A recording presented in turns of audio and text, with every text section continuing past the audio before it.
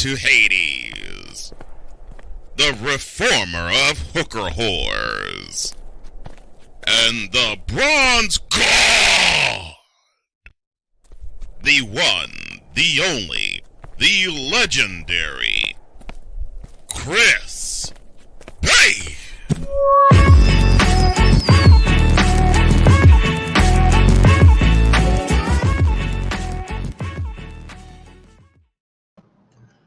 All right, good morning to the good people and to the bad people, friends and enemies. And good morning, boom, shakalaka to all of you out there. I am the Uncanny Chris Base. This is BaseLine. We congregate every Saturdays now. That's at 8 a.m. Eastern, 7 a.m.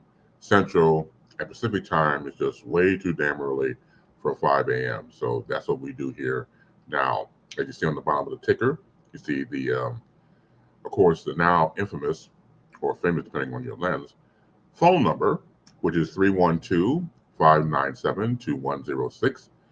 On the gram or IG, they call it, I am the base, catch me there.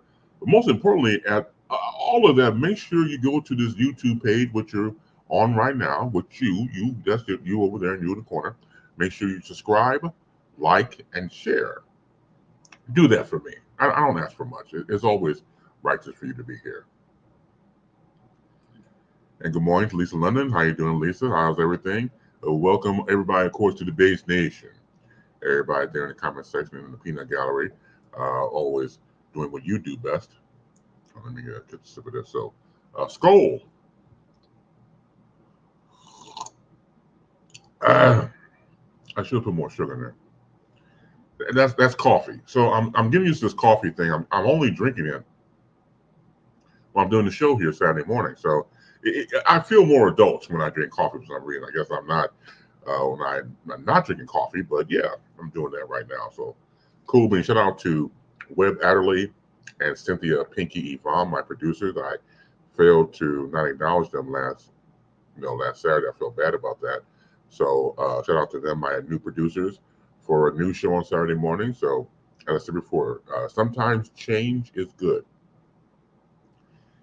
And I reiterate, if you're not familiar with Webb or Cynthia, they're old school people and they do not want to put their likenesses out there. I do have their real information on social media only because of the fact they work with other people over time. There have been people who stalk the talent, got on their nerve being a talent, and they learn from experience like basically we don't want to be on the screen or anything like that, so they want to be behind the scenes. So I respect that. I completely understand.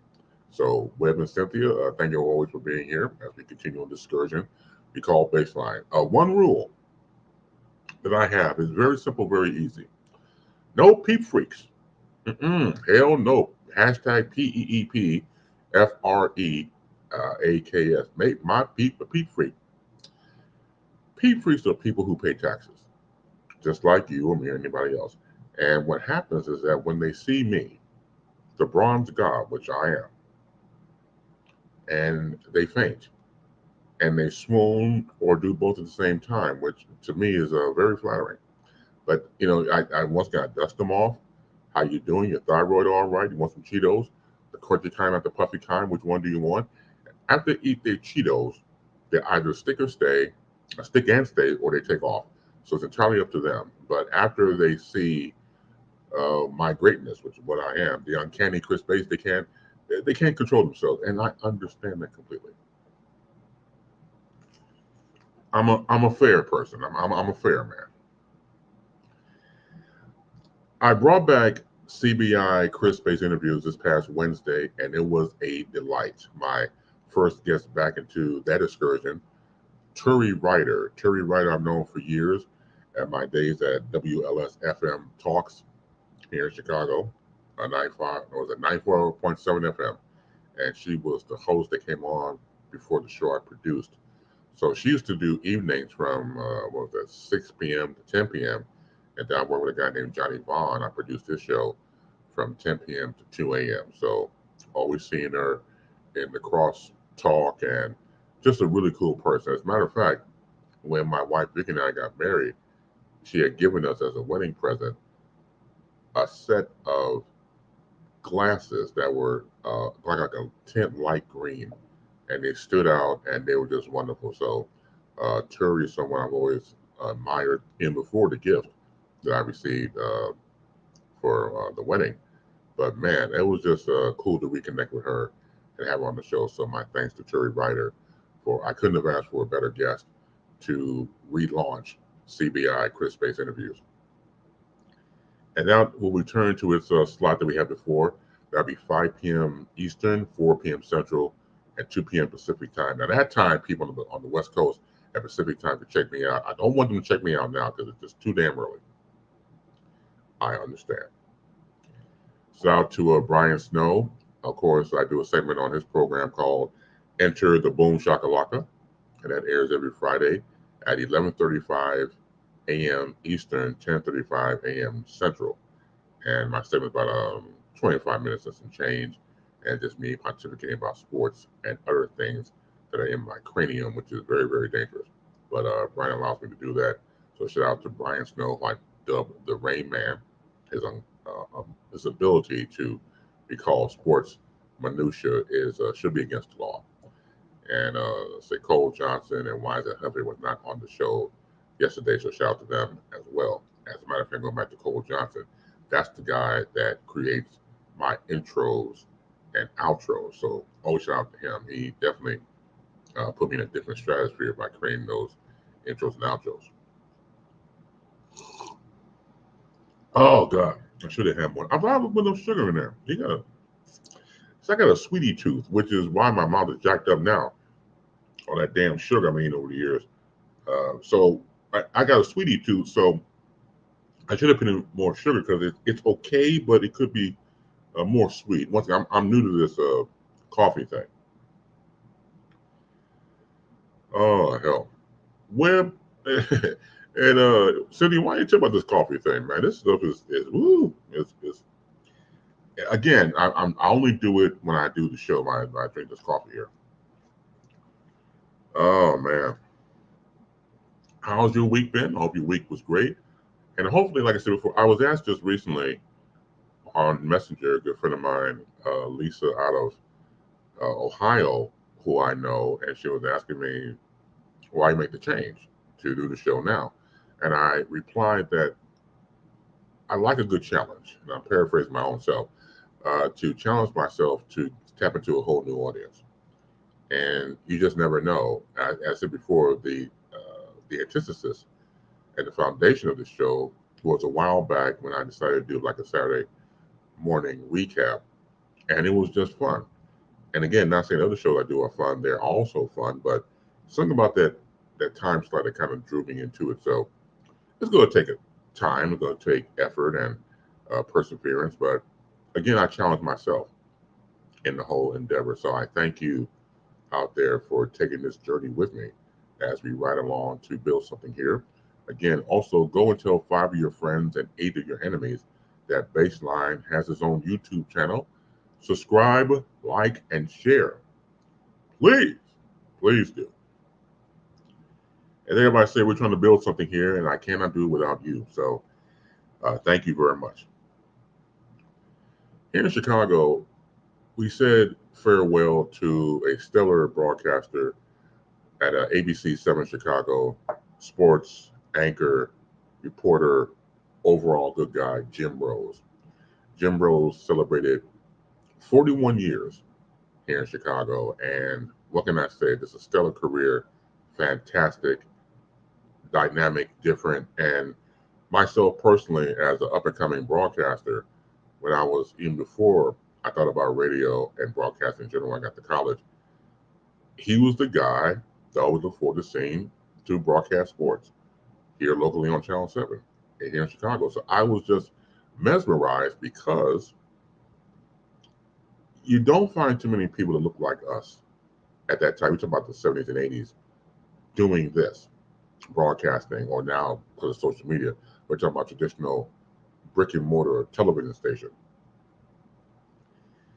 And to see Jim Rose do it was just in 3D. He was dynamic, and what can I say? It was different because it gave people like me a little bit of hope. Because again, we didn't see people like us on television. The great Art Norman on Channel 5 was another exception. And then it started to build over time. Cheryl Burton, who still continues to be an anchor there on Channel 7. In fact, Cheryl Burton and Jim Rose used to be married. And they still work together as a, well, the last day obviously was last night with him doing his last sports segment. And I watched it. Great speech as he thanked his people over time. He got emotional when he mentioned his now deceased parents, and who will not get emotional over that. And he started to choke up a little bit and finish out his speech, but it was just wonderful. And me personally, to Jim Rose, when my wife Vicky passed away in 2015, he reached out to me and gave me condolences about my wife. And I didn't expect it at all. Obviously, when you're just grieving, you're just trying to process the whole thing, and then you get a surprise people you never thought in your mind that would reach out to you, but he did. And for me, that showed a different side of him. And what can I say? I was taken aback. I'm not taking it back too easily, but that was cool. He did not have to do that, but he did. And that's me on a personal level with Mr. Rose. And I'll reach out to him because now that he has time, and he may or may not want to come on, I would love to interview him on CBI. Now, if he doesn't want to come on, cool. If he comes on, that's cooler. But of course, settling into quote unquote retirement and enjoying his family is cool. So I would like to reach out to Jim, affectionately known as JR, and see him to come on CBI. That would be cool. But thank you, Jim Rose, for 41 years of great service and inspiring people like me to continue on because you were doing it. And thank you so much. I appreciate that. Me personally, I do. Let's see here. So we'll get into cartoon of the week in the next hour. I got a chance to pick one from one of you out there, as a matter of fact. So people are responding in kind about this program moving to a different time slot. And let me give all the credit in the world. This was not my idea for cartoon of the week.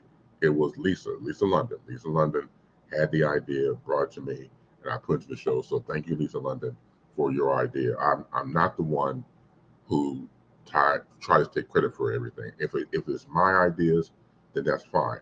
But somebody else's, I have no problem acknowledging that. So thank you, Lisa, for the idea of cartoon of the week. And I think some people get surprised when that happens because we just live in a world where everybody lies, cheats, and steals. I told you the infamous law firm of Dewey, Cheatham, and Howe. Always busy, always has retainers. So I remember when I was back at UBM, Urban Broadcast Media, and I was operations director.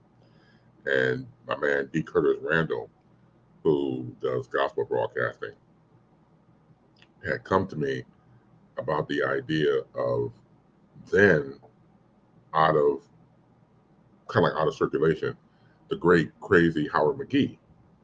And this is before he came back to working for V103 and stations like that, but he was not working at the time. He'd been out of terrestrial radio for 8 years. And D. Curtis brought to my attention about possibly him coming to UBM Music. We had 3 streams, UBM Talk, which of course I was on, UBM Music, and UBM Praise that played gospel music. And that's where D. Curtis did his show at.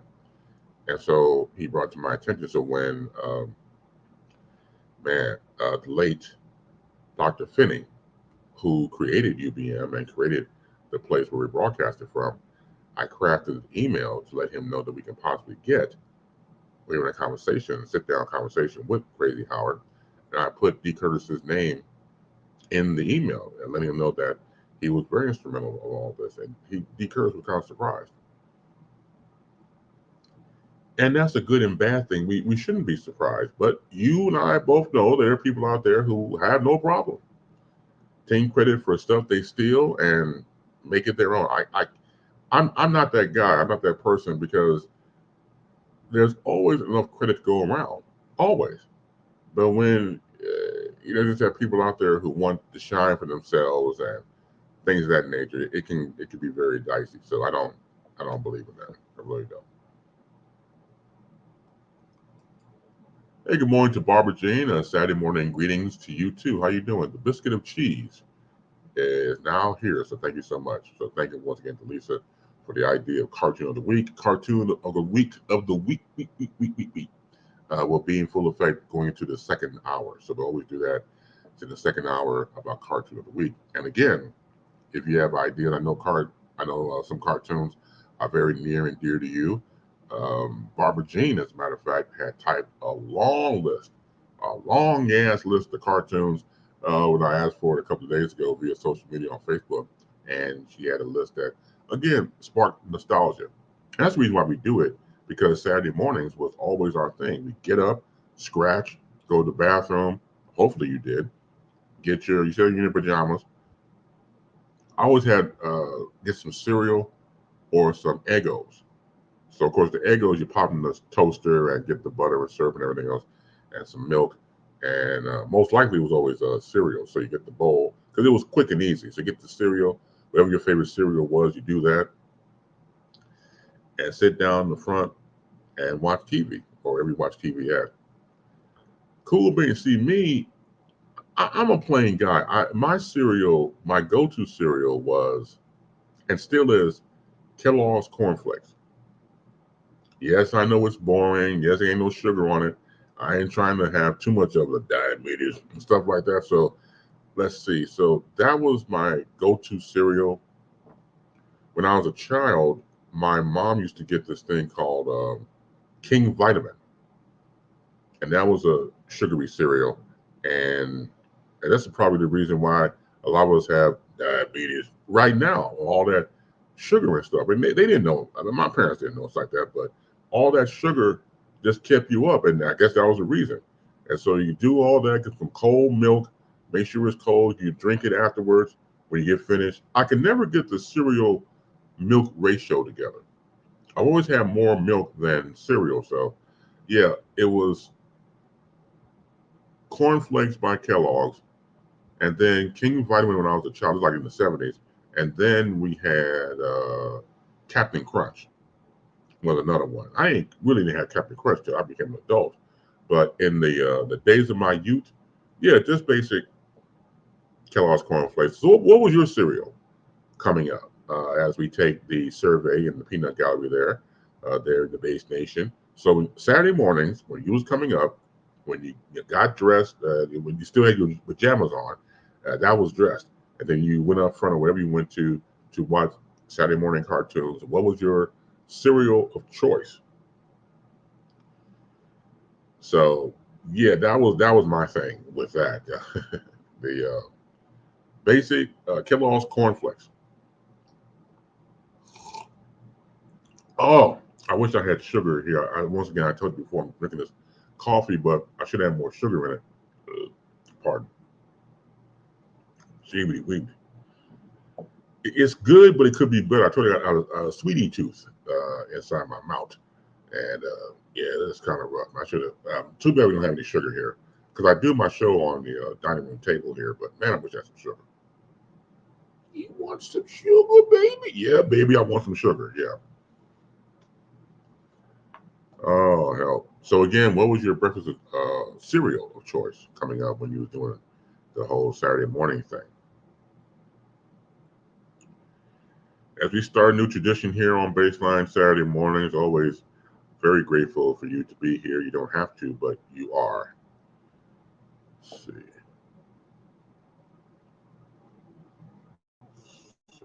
Okay.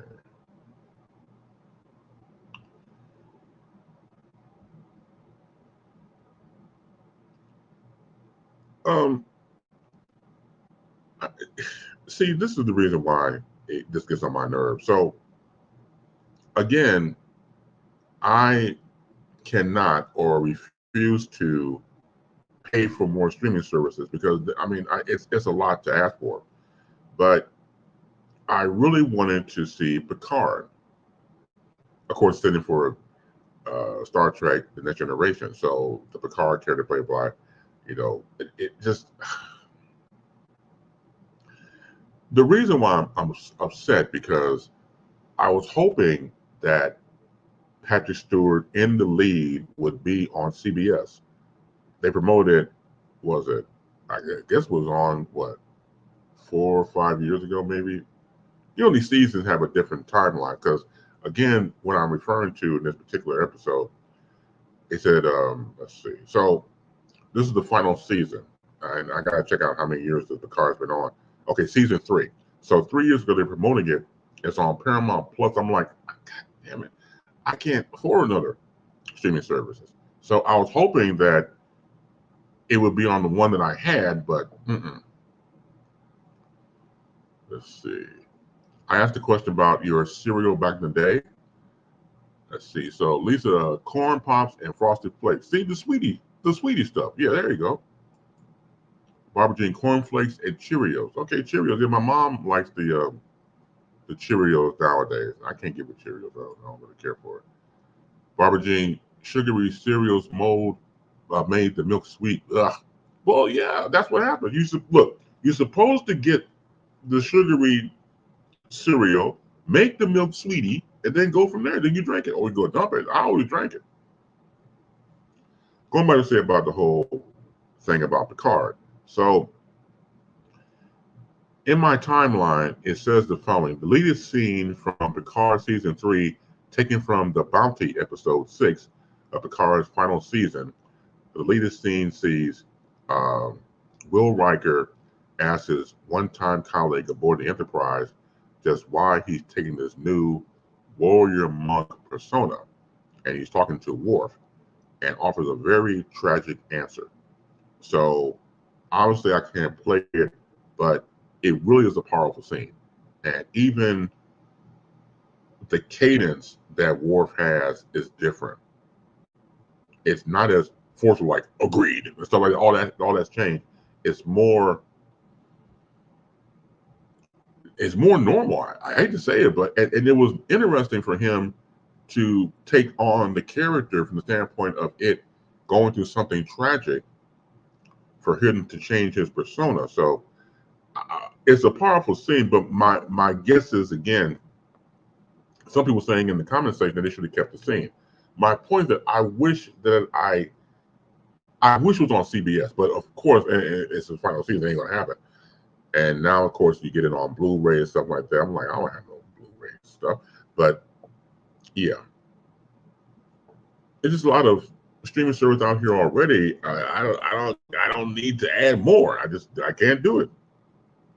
I refuse to do it. Cool, don't do it. Yeah, I can't. So, man, but I love the character. I think that Jean-Luc Picard has gone down in the history of the Star Trek franchise, probably one of the greatest captains to helm the Enterprise. And of course, you cannot leave out Captain Kirk, even go back to Cisco, Avery Brooks.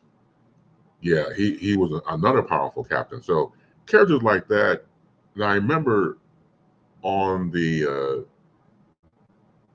Deep Space Nine series with Avery Brooks, Worf was a part of that crew too. So just to see two strong black actors during that time was cool being. So yeah, not too shabby at all. So that was all right there. But man, Jean-Luc and the rest, of course, how you do it? I think you do it that way. Hold on a second. Live long and yeah, I keep doing this all the time. That's just me. There you go. Live long and prosper to Leonard Nimoy, a great Spock. Barbara Jean getting a freak on, saying that Michael Dorn is fine. Well, Michael Dorn playing Worf, I should say. So yes, I'm not going to agree with him being fine, but so you go along with that. Ooh wee. Well, that woke Barbara Jean up. Barbara Jean was, yeah, Michael Dorn, yeah, Worf, yeah. Ooh wee. Yeah, Barbara Jean over there slobber knocking. Media mogul Byron Allen has offered $10 billion with the B boys and girls to the Walt Disney Company to purchase its ABC television network, in addition to the cable networks FX and National Geographic. The bid, which Allen's representation confirmed to CBS Money Watch, would include ABC's national TV network as well as several regional stations. The offer is preliminary and could change at any time, a source with knowledge of the matter told Bloomberg. The $10 billion figure is based on an estimation that the networks accrued $1.25 billion in earnings before interest, taxes, and depreciation within the past year. Disney CEO Bob Iger signaled in July that Disney was open to selling some of its television assets as consumers continue to flock to streaming networks, eclipsing traditional television and cable. Since then, the company has been in talks to potential buyers, including local broadcaster Nexstar. Disney is facing financial pressures as its fledgling streaming business continues to lose money.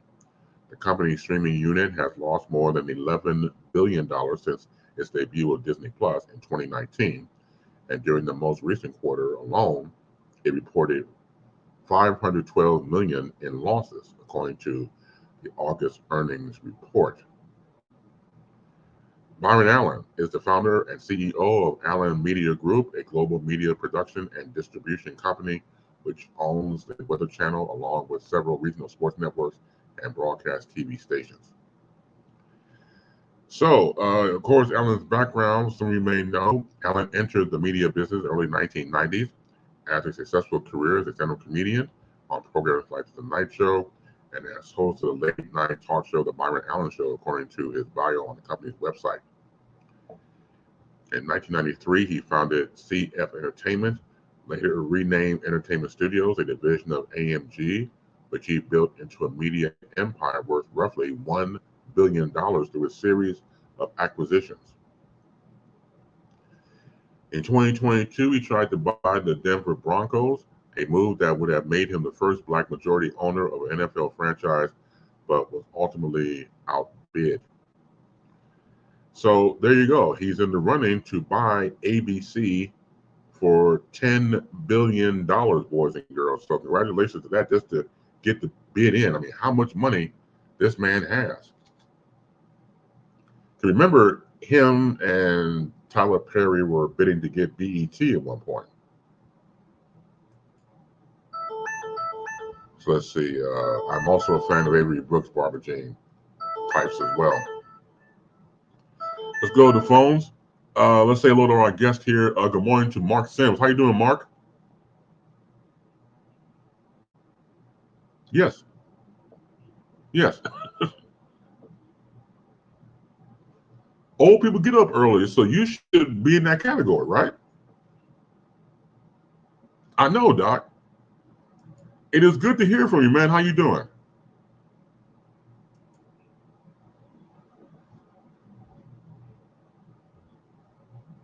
No, I do enough for that already.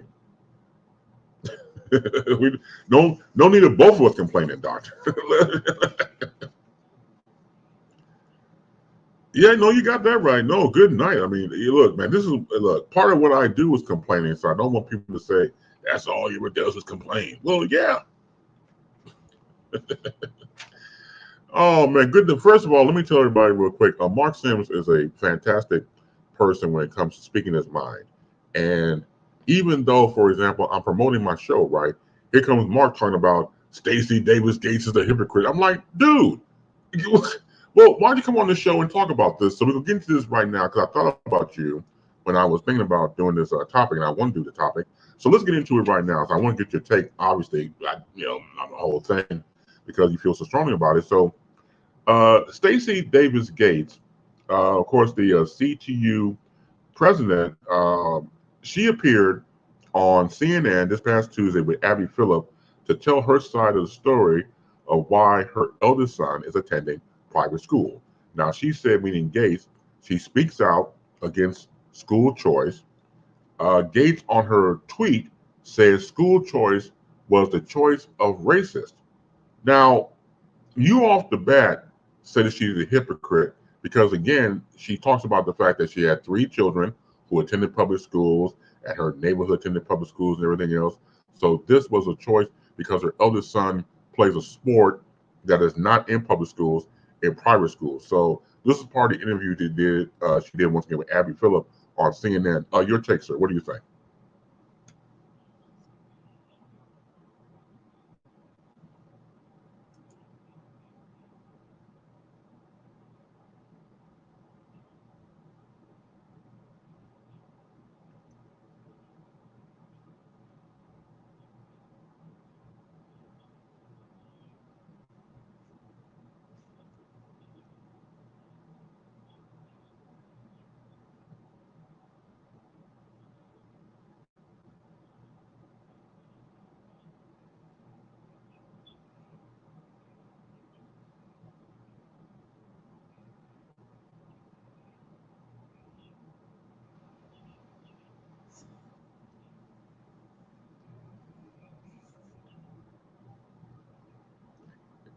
I'm sorry, Mark. Hold on one sec. Hold on one sec. One of the people is telling me that they can't hear you. Now, I did check my phone and my system, so let me do this. Can I send you the link and then you come on with me? You don't have to show your face because I don't want anybody to. I know you're on witness protection program, but if you want to come on through the link and then that way they can hear you, you can just cut the camera off if you like.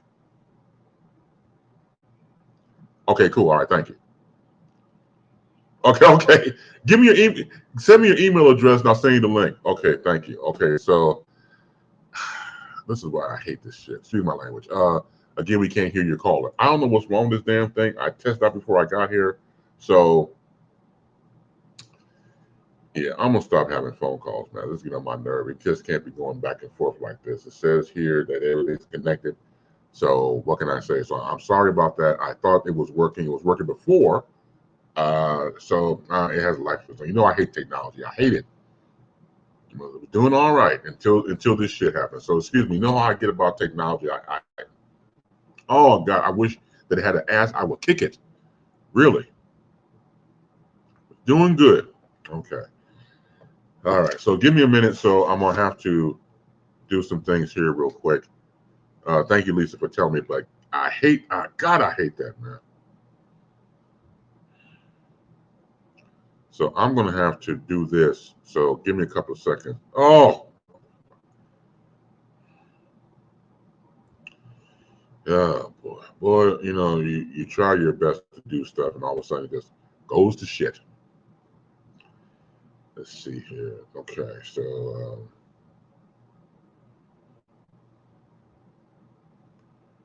uh,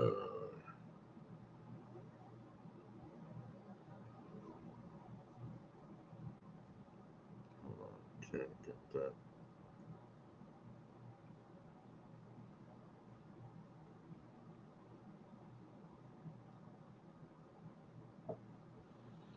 Okay, we'll see what happens from there. Man, you know what? I'm telling you, you have no idea how much it pisses me off. That's one thing I cannot stand is when you're going through the motions, you're checking everything, you check it. It's like Santa Claus, you check the list, check it twice, thrice, four times, everything else, and then you get on here and nothing happens. So it just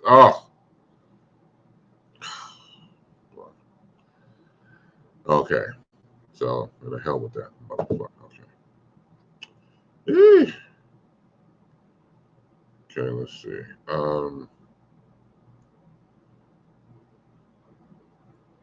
Okay. Okay, make sure I got that. Okay, hold on a second. I'll send Mark the link.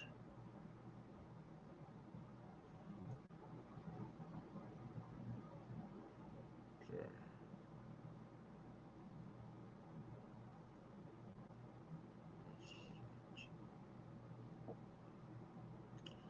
I don't get it. I mean, I get it, but it just gets on my nerve, man. Then why even have this if it's gonna keep on acting up like that?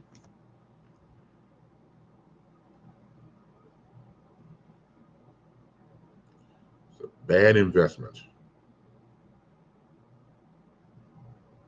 What the hell I was thinking about? I know it just gets. Once again, everybody got their pet peeves and everything else, but that gets on my last one, man. It just, jeez. All right. So you know how I think about this. So yeah, the hell with that. I wish she had an ass. I would kick it.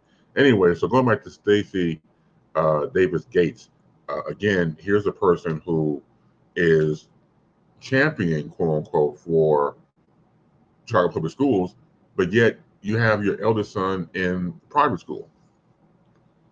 So let's see what we got here. Let's try this. Hey, Mark, you there? Yeah, can you hear me, Chris Base? Yes, I can hear you. We can't see You you. know, So we can't. I'm technically challenged, so I'm hearing like both feeds at the same time, which is I'm sorry. I can work Oh, with it though. that's all right. No, I can't stand technology. I'm just sitting here beefing about technology because the damn phone didn't work. So I was just saying, if the phone had an ass, I would kick it. You have no idea how much I hate it. So yeah, I feel your pain. So we can hear you loud and clear. So again, go back to Stacey Davis Gates appearing on CNN this past Tuesday with Abby Phillip, saying that she's against school choice and school choices for racists, but her having no problem taking her eldest son to school. I mean, and on a not even look, it reads a hypocrisy. Again, please state what you were saying before. Can you hear me? Okay, I'm hearing. I got a delay. Can you hear me now? I Shake can your hear you now. head. Yeah. Yes, I can hear you. Yes. Okay. You know what? I'm hearing delay. I'm gonna have to work with it the best I can. Excuse for delay and kick me off because if we Okay. make this conversation short with the delay and all Oh no, this I can't drama hear at the the delay on same my end. time. Yeah, I The can't hear bottom the line delay is on very my end at simple. all. Okay, go ahead. Stacey Davis Gates should resign as CTU president. If she was a private citizen, I would have no problem with her sending her child to a private school. But since she has criticized public schools and everything, and I mean, has criticized charter schools and private schools, I'm not into the school choice thing because I'm not a Republican conservative, but I'm sympathetic. Empathetic. I do understand that argument, but she should resign as president. Now, people may not like that, but uh, let's face it. You try to send your child to the best school possible. I ain't mad at her about that. But as CTU president, who's criticized other options, step down. Now, because she mentioned on the show, going back to Abby Phillip on CNN, that she has received death threats from right-wing extremists, that what she's doing is wrong and things of that nature. But you're right. You can't talk out of two sides of your neck. You can't be proponent for public schools and send your oldest one to a private school, regardless of the sport, regardless of him wanting to play a certain sport that's not available in public schools. Then it just makes you look bad. You have no right, as far as I'm concerned, no right to say anything when it comes to providing public schools for people that have to send their children to one. How can you sit there and be that? Yeah, yeah, yeah. I got this slight delay. Yeah, I'm going to work on that slight delay. So let me say this statement, and I get off. We can talk off the phone later on. The bottom line is that people may not like what I say. They may not like the Republicans who believe that she should step down. But the bottom line is that the average, let's say the average low income parent in a city like Chicago, I shouldn't say the average, a low income parent who does not have the resources and the options have to send their child to their neighborhood school or their neighborhood high school sometime. Oh, by the way, though, I don't have the statistic in front of me, Chris Bates, but African Americans, we do try to go outside of our high school boundaries to different high schools. African Americans, I think we go outside our boundaries more than other ethnicities and races here in Chicago. But I think because we have this class issue, let's face it, when it comes to African Americans, i.e., black folks, we don't want to send our child to that school with other black children that we don't really want our children around. That sounds nasty. It sounds elitist. It sounds class based, but it is. The bottom line is the lower income children from families who don't have the options, they have to go to that neighborhood school. And so Stacey Davis Gates, the CTU, and anybody else who cares should say this. And it's hard, but you got to be honest. You have to go to this school, whether it's Harlan High School, the school that's in her neighborhood, Stacey Davis Gates neighborhood, which is the local high school, Harlan High School. Okay, you may have to go to Harlan High School, but you're going to get the best education possible at Harlan High School. No, you're not going to get the education they're going to get, the young students going to get at the University of Chicago Lab School or Brother Rice or De La Salle or Walter Payton, Northside Prep, Whitney Young. You're not going to get that kind of education. I understand that, but you're going to get a very good education. We're going to teach you how to learn, and you'll be ready for life after high school, and you're ready for any post-secondary education you want to go after. And that should be the statement they say. Let me hang up, and thanks, Chris Bates, for letting me do this because I having technical difficulties. You are the man, Chris Bates. Oh, you're very kind. Thank you, Mark Simmons. I appreciate it. And again, this was quite impromptu because, again, Mark was up this morning going over about Stacey Davis Gates. I figured, okay, man, come on the show and hear your opinions about it. So once again, thank you to the great Mark Simmons for having the time to come on. The tech issues, I completely understand. Appreciate the choir. So, I'll talk to Mark off the show, and maybe we can arrange something about him coming on more often because that was pretty cool. Thank you, Mark Simmons, under the circumstances to come on and talk about this. As you know, my mom was a public school teacher, public school principal for years.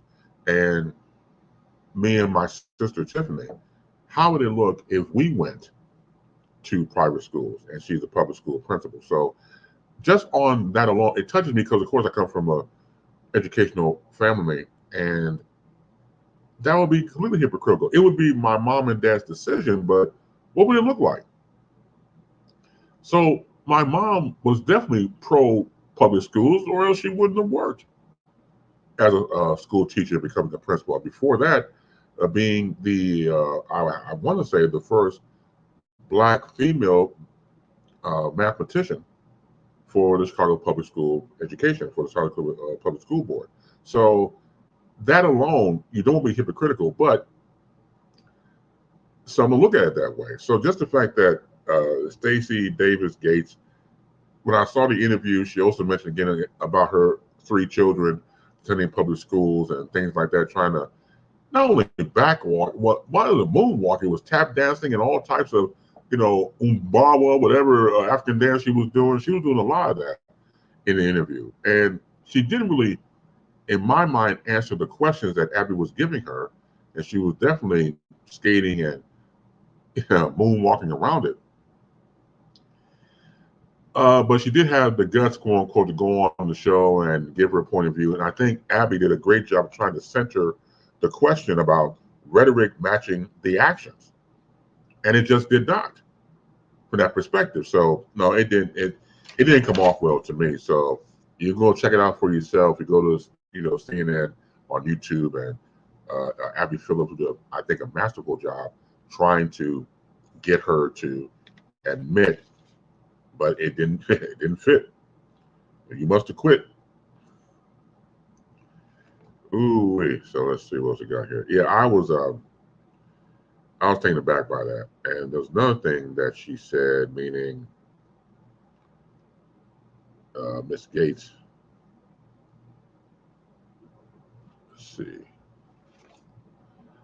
Hey, Mark again said, Chris Bates, you are the man. Just a few questions. Oh, that's your thing. Yeah, that's the name of your podcast.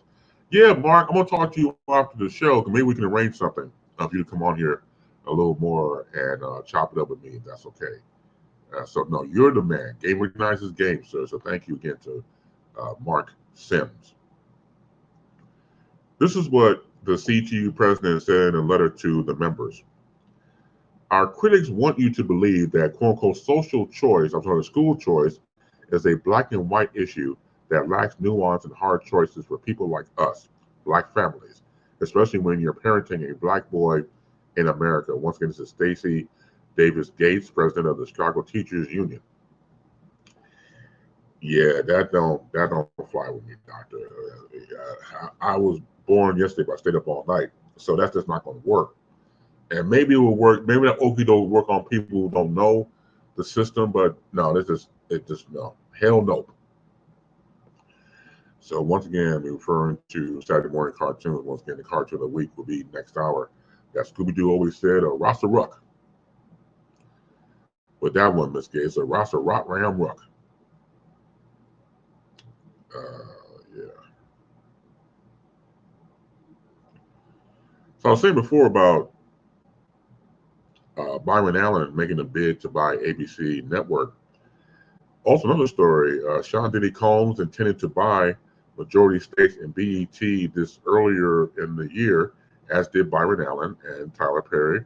With BET staying with Paramount Global, Combs wishes to join forces with Allen and Perry to create a Black-owned media powerhouse. Combs discussed his desire collaboration with Allen and Perry in a recent Billboard magazine cover story. He spoke about how he intended to build a Black-owned media conglomerate when he and his media company Revolt looked to purchase BET stakes from Paramount. There go Paramount again. He called BET the originator of Black media and stated that teaming up with people like Allen and Perry is necessary to compete with other media moguls and networks. We're not going to be able to reach our highest level of success in the media world like a Rupert Murdoch if we don't unify, Combs told Billboard. Like me, Tyler Perry, and Byron Allen, they have responsibility because it's like 15 of us getting money, but 10 billion people in the world. In March, reports revealed Paramount considered selling its stakes of the majority of BET to pour more resources into funding into its Paramount Plus streaming services. Combs, via Revolt, put his hat in the ring to purchase the BET stakes, as did Allen, CEO of Allen Media Group and owner of the Griot and Perry. Paramount Global announced last month that BET is no longer for sale. The company, formerly Viacom, bought BET from founder Robert Johnson in 2000. Its stake in BET Media Group includes the BET Cable Network, the BET Plus streaming service, and VH1 Cable Network. So again, these power moves that are happening, what do you think? Do you think that's pretty cool? You have, say, Byron Allen, Diddy, and Tyler Perry coming together to create their own station, their own network, their own powerhouse, their own streaming service. It sounds good. It sounds wonderful. But again, we've had conversations before in the past about egos and personalities and can they exist or coexist in the same space for the betterment of the people involved who are the consumers. So it's a good thought in theory. In theory, I like it. It sounds wonderful, but we will see. We will see. And again, I remember having conversations with my guru, Lee Michaels. And Lee told me the stories about getting together with other African Americans, say, for example, to buy a radio station. This was back in the day. And one of the main problems that he was talking about was talking to these brothers who had the money to collectively try to buy a radio station. And the argument was, who's going to be the HNIC? Not using the N-word like that, but the head Negro in charge. And Lee was like, it's not about that. It's about collecting this money to be a collective and purchase a radio station and put on great programming. And then once again, the egos get involved. So Lee told me to bow out from that and other occasions that were similar when that happened. And that's the damnedest of shame.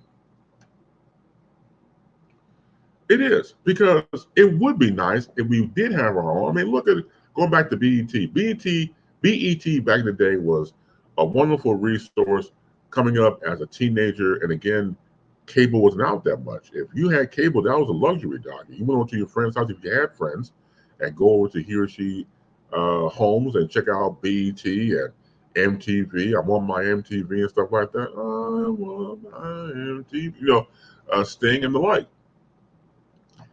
And of course, video was very popular back then. So you had that. You go to BET, Video Soul, Donnie Simpson.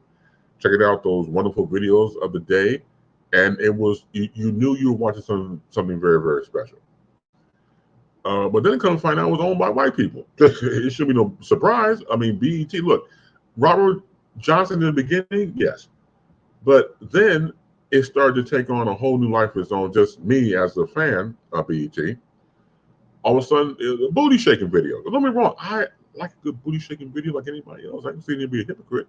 It's nice, but when it became the dominant product of the videos that air on BET, then you got to figure, what kind of genre do we have? All I got to do is shake all these black asses all over the place.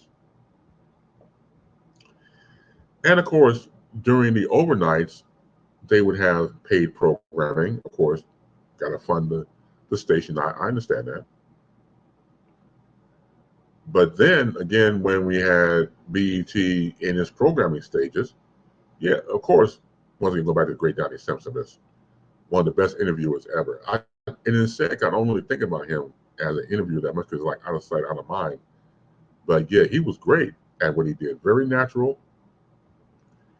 I remember when he interviewed Curtis Mayfield. And by this time, unfortunately, Curtis Mayfield was in the wheelchair because of the accident that happened to him on stage. And Donnie Simpson breaks down and cries during the interview. And of course, you never see that coming, but it just shows the humanity of people. And it took a whole different respect level to already have Donnie Simpson to a new level when that had happened. So I read somewhere, just briefly, I guess we're trying to revamp the video soul with Donnie Simpson currently and do something like that. I don't know if it's true or not. I do know that he's still in radio, meaning Mr. Simpson, and that's another guest I'd love to have on. Good Lord willing, Creek don't rise if I get a chance to reach out to him. But again, a fantastic interviewer, very natural, smooth. I mean, butter smooth. I mean, the butter you leave out for room temperature to get that type of smoothness. Yeah, he was and still is that guy.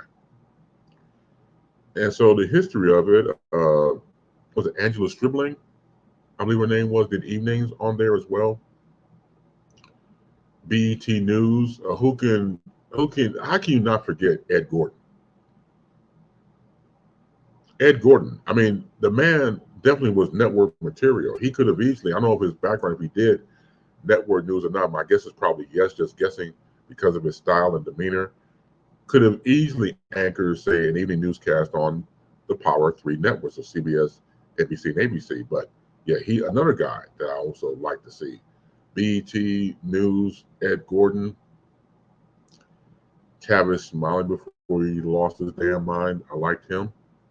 So there are a lot of people to like and gravitate towards. I said earlier in the conversation, going back to retirement of sportscaster Jim Rose on ABC7. You don't find too many people of us like us that look like us at that time, and right to this day, even though it has increased, but there could be more. It could be much more if we had our own thing. So once again, it's in the ether. We'll see what happens. I'm not holding my breath, no offense, but it sounds good in theory, but will it manifest? Only time will tell. Hell. So let's see here. And again, you can type in the conversation. I don't know about calling because Elisa said she couldn't hear the caller. You know what? Again, don't get me started with the damn phone. Anyway, if you want to comment in the comment section and free your mind that way, please do. Or you could try to call in and see if you can be heard. Oh, hell. Let's see here. Okay.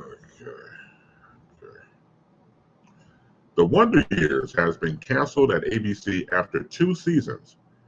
Based on a 1988 series of the same name, the reimagined show followed a black middle-class family in Montgomery, Alabama, through the point of view of the imagination of 12-year-old Dean. As looks back on his childhood with the wisdom of his adult years, Dean's hopeful and humorous recollections show how his family found their quote-unquote wonder years in the late 1960s. Don Cheadle narrated the series as adult Dean Williams.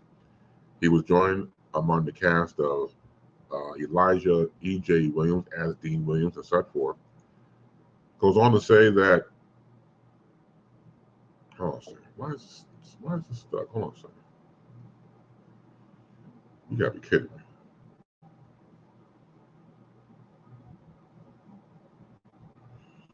me. Well, I swear to God.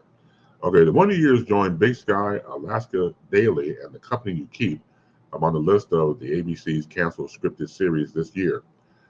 The latter three cancellations were made in May amid the WGA strike, while the reboot comes shortly after the SAG-AFTRA joined the WGA on the strike. The network has yet to announce renewals for decisions of The Rookie, Feds, and Home Economics, but announced a pilot order for The Good Doctor spinoff, The Good Lawyer, starring Felicity Huffman and Kenny McCann. ABC renewed The Good Doctor for season 7 in April.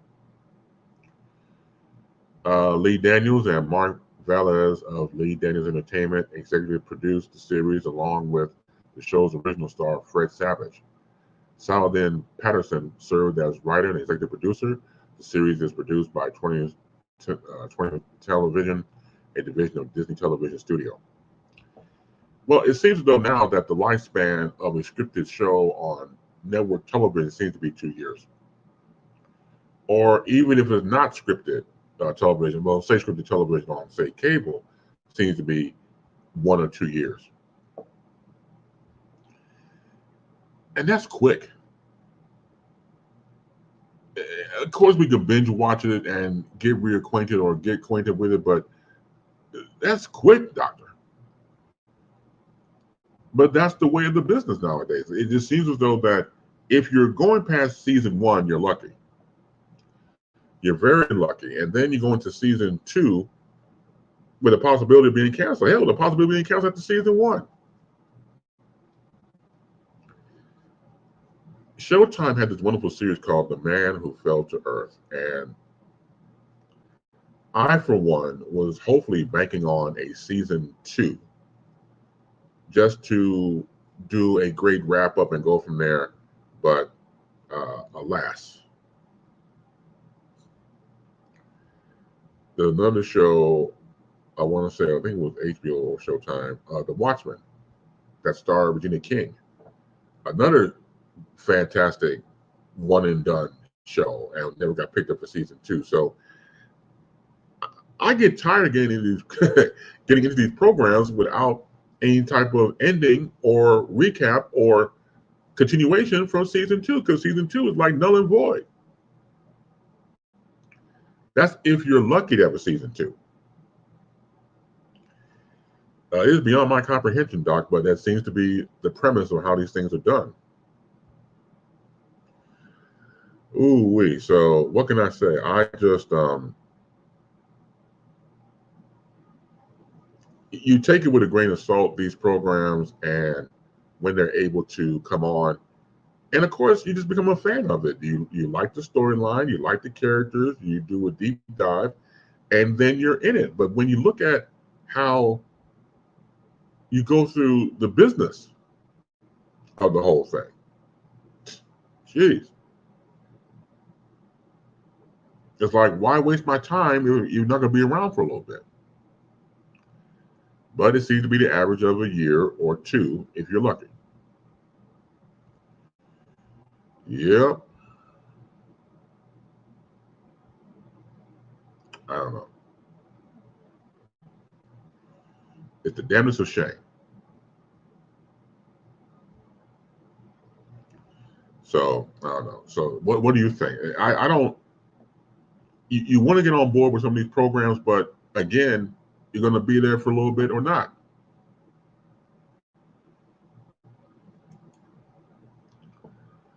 Let's see. Good morning, sir. You have a gift courtesy of the Mad Scientist. Hey, what's up, man? The Mad Scientist, indeed. Look, my man Cole Johnson, man, what can I say? He's a stone cold genius. I don't use that phrase a lot because it doesn't deserve to be forgiven to everybody, but stone cold genius. Thank you. Thank you, my man. So, again, I appreciate it. You have a gift, too. Just the fact we're all working together is a beautiful thing. It's a beautiful thing. So, again, my shout out to my man. Thank you so much for being here this morning. Again, with the scripted shows getting a year or 2 on air and then they go away, you would think that what else is out there with streaming services that they can continue somewhere else. And then that doesn't happen. It's obviously the deals you cut to make that plausible and make a continuation. But overall, it's not like the once again, I hate to sound like Old Man River and stuff like that.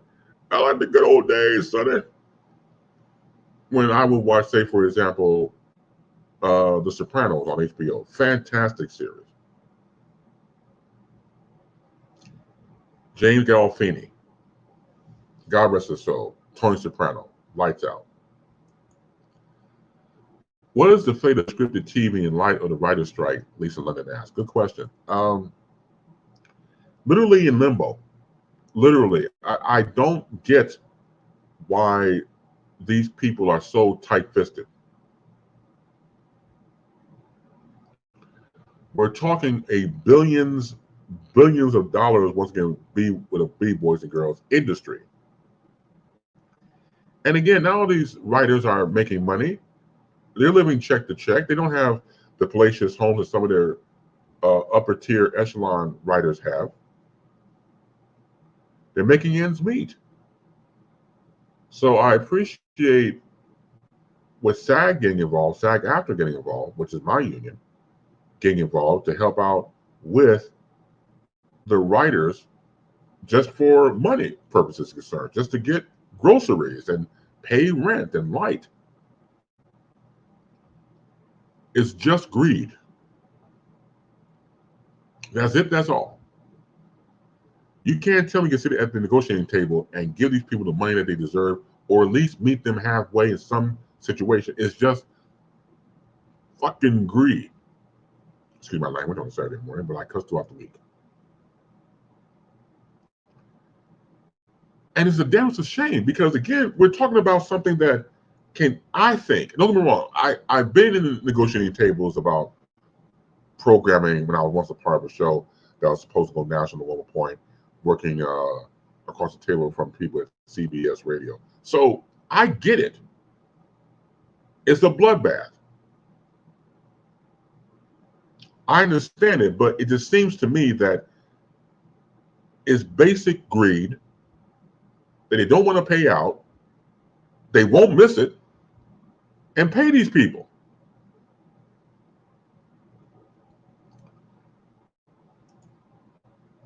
I'm wondering if the whole industry is going to change considering streaming services are becoming an entertainment choice.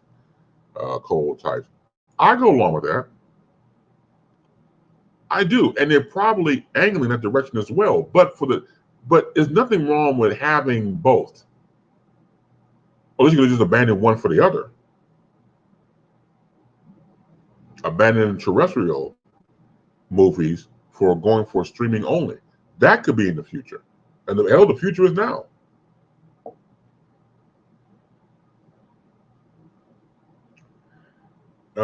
It has become a daunting task to see these people strike and show on television with their picket signs and just trying to survive. Because how much money do you have? And once again, residual checks vary obviously from price to price, how much you get. One of the actors from Breaking Bad, there was an article about him saying that he doesn't get residual checks at all. Hold on a second. Not the star, but let me hold on.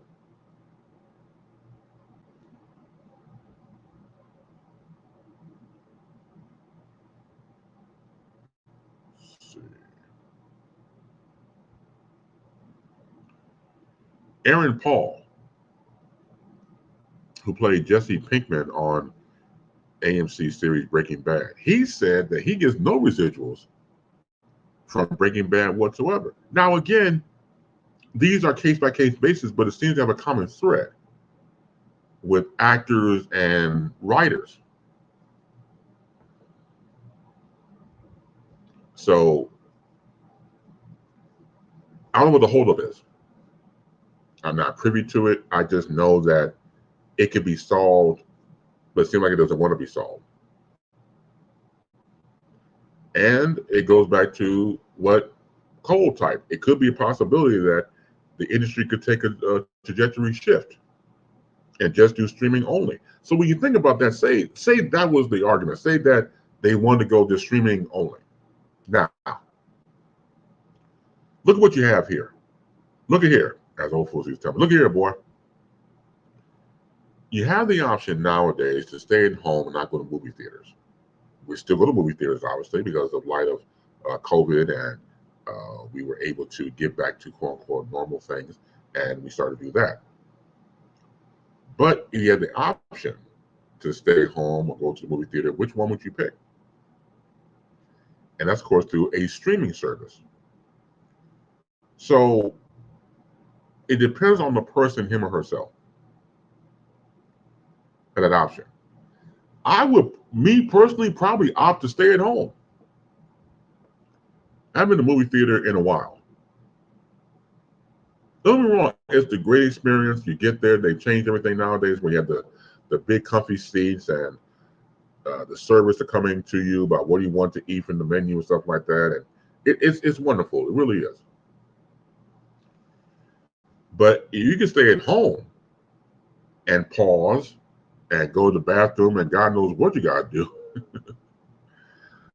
Would you take that option? Would you do that?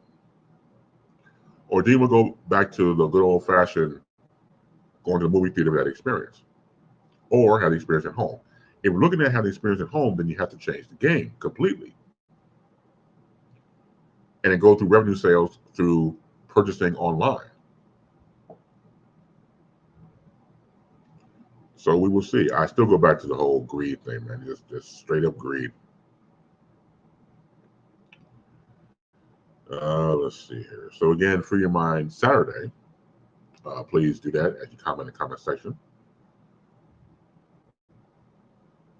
Let's see. Okay. When Kirk Franklin began working on a new album earlier this year, the Grammy-winning musician had no idea what was in store. This is the first time I've had a behind-the-scenes videographer capturing content for making of a project. Franklin said, as we're on his 13th album. I recorded the first song in March, then in April we shifted and became something I could never plan for. Get back to that later. He is the Executive Director of Crisis Intervention / Victims Advocate at Solutionary Resources. He has committed his life to provide immediate comfort, aid, assist families, individuals, and communities in the wake of violence and or traumatic events. The man who will not let Chicago down. Please welcome back and good morning to Pastor Donovan Price. How you doing, Pastor? Oh, sorry, I got my pick here. You know. Oh, you're picking out your the fro on your face. Yeah, with my gold soul power pick. You know. Yeah, power the people. Sponsored by Black Ice. I was like, man, get your money if you know.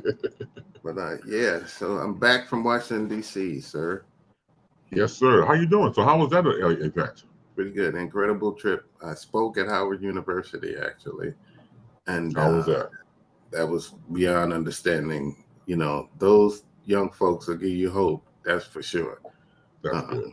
Because they are absolutely an incredible gathering of fine young people.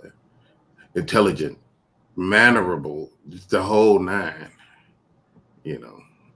That does give you an inspiration, I would say, at the very least.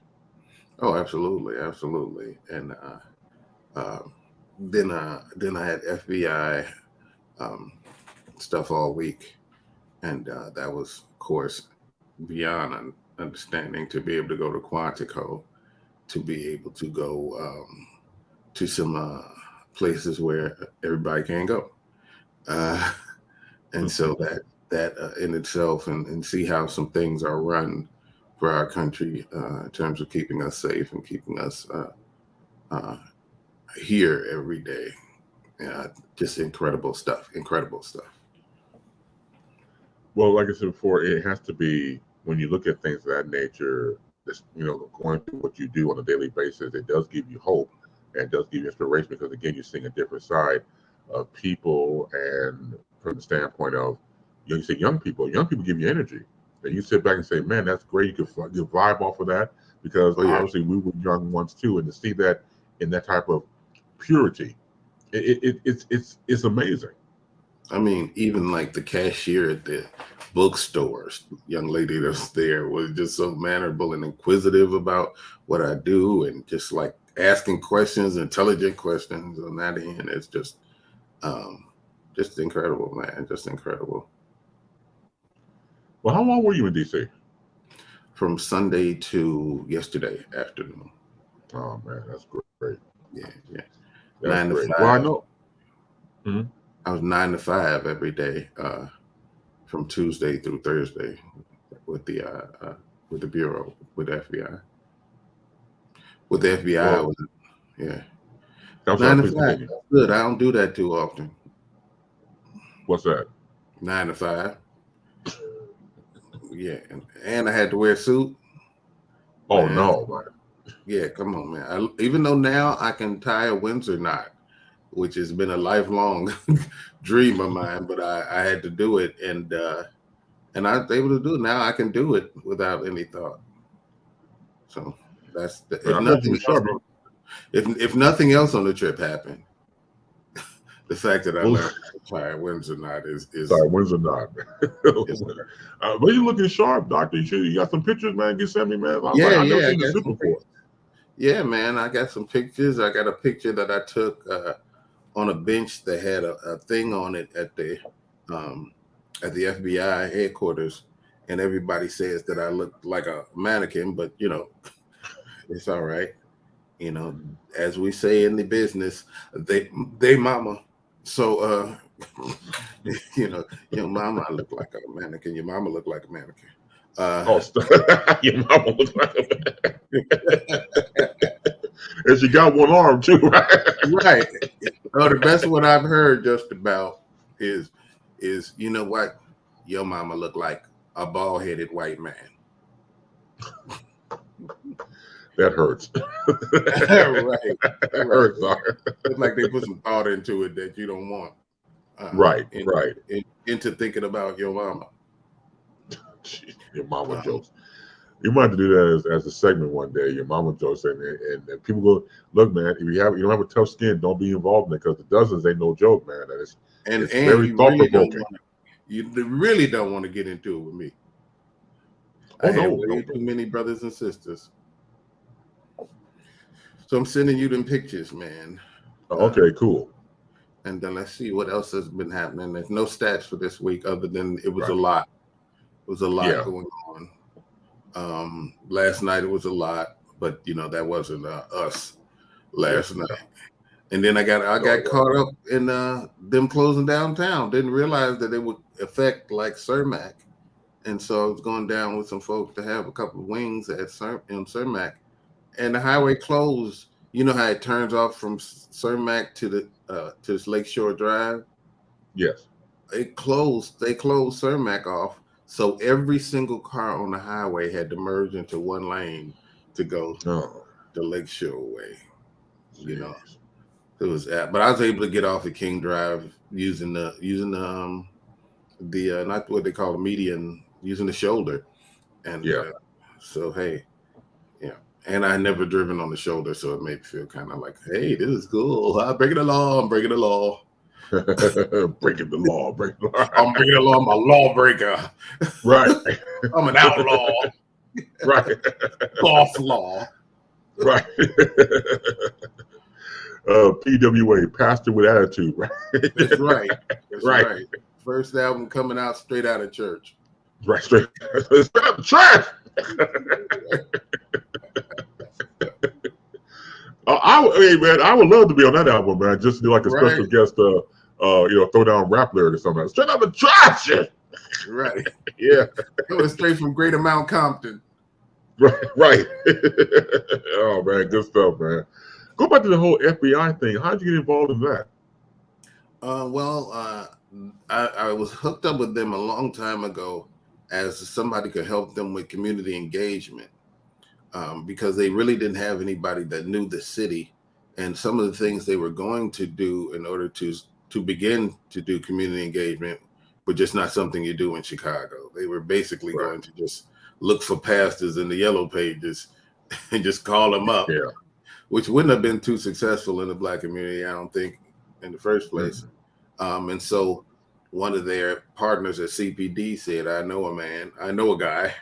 And so I got in with them, and it was funny because when we first started working together, the agents would come to my house. So, ring the doorbell, look outside, and it's full FBI agents who look like FBI agents, by the way. Of course. Out there, and it's still neighbors that won't speak to me. Jeez. And I am not joking. They did that a few times. They came over, but they're still. And so from that, then they had what's called the Citizens Academy, and their Citizens Academy is a little deeper, a little more engaged. And then it came out. I did that a couple of years, and still doing partnership things because of what I do in the streets, doing kind of strategic partner. I consider them of mine, and an ambassador. They consider me of theirs in terms of letting people know what the FBI really can do for you. And I've helped a couple of people. I helped a mom whose son had been arrested in the South, and they had so-called beaten him and attacked him. Actually, I helped a brother who had trouble. Him and his wife had trouble with the police here in Chicago. I helped a few people because the FBI has a civil rights department. It's the only bureau or law enforcement agency that has a civil rights department. And so that was, it's helped some folks. One of the things they have in the civil rights department is the color of the law, which is when somebody with authority in that type of situation abuses that authority. And so, that happens a lot. And people, the average Joe, so to speak, can call the FBI. And they will investigate that if they deem it, a credible threat. Well, Pastor, you talked about your neighbors not speaking to you because they've seen the FBI people at your door who look like FBI people, and they figure we're not going to speak to him at all. It reminds me of the episode going back in the day with Sanford and Son, when Julio's home was being raided next door, and Phil was like, "Hey, who's over there?" And Robert said, "You don't know, and you don't want to know." So it's kind of like that to a degree. Will we ever get to a point where we can trust authorities like the FBI? Will we get to that point, or it's just never going to happen? I think that once you realize that people like the FBI, everybody ain't the police, and so the Federal Bureau of Investigation, not of law enforcement, not in charge of kicking down your door. That came up one day, and the FBI was just like, "We don't kick down doors." There's so much false stuff about them because, like I said, nobody has seen an FBI agent, even generally speaking.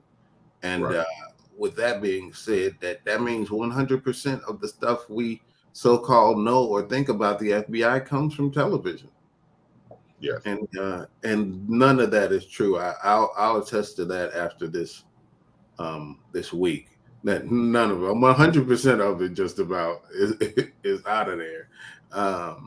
Then going to Quantico and watch how they investigate things, especially the mass shootings that we hear about. I think we remember the alleged perpetrators of the Boston Marathon bombing. And when they caught up with them, one of them went and hid in a boat in somebody's backyard. They had the actual boat there, and they had a little museum-ish type thing, and they had absolutely phenomenal stuff in there. They had the actual telephone and recording device from Watergate. Right. If you remember Patty Hearst. Yes. When she robbed the place, she had on this scarf and sunglasses. They had the scarf. They had all kinds of stuff that was just like, man, that's deep. Like you said, like kind of like an FBI museum. Yeah. That's they had some really, really interesting, and then seeing how they do the forensics seeing how they do the, when they make the face back and age progress it. Yes. Seeing how they do that.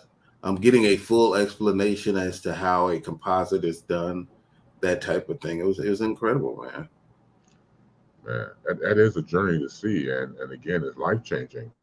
Yeah, When that happens, because because again, like you said before, the FBI being portrayed in the media is one thing, and to see it in real life gives you a whole new appreciation. I mean, look, it's all rabble and making entertaining for the people. I remember a show back in the day, like the FBI starring Ephraim Similis Jr., that type of thing, and Clint Martin production.